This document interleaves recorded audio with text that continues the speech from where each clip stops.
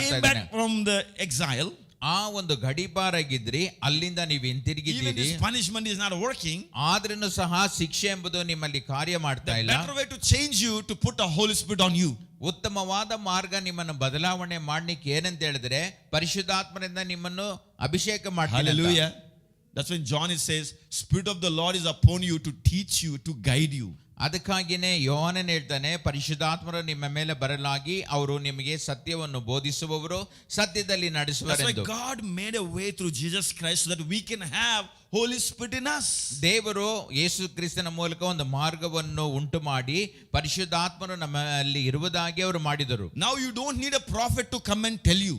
ಈಗ ಪ್ರವಾದಿಗಳು ಅವಶ್ಯಕತೆ ಇಲ್ಲ ನಮಗೆ ಹೇಳುವುದಕ್ಕೆ. God convinces you inside. ದೇವರು ನಮ್ಮ ಆಂತರ್ಯದಲ್ಲಿ ಅವರು ನಿಶ್ಚಯಿಸುತ್ತಾರೆ. Hallelujah. Hallelujah. The conviction comes inside through the Holy Spirit. ಆ ಮನವರಿಕೆ ಬಂದು ಪರಿಶುದ್ಧಾತ್ಮರಿಂದ ನಮ್ಮ ಆಂತರ್ಯದಲ್ಲಿ ಅದು ಬರ್ತದೆ.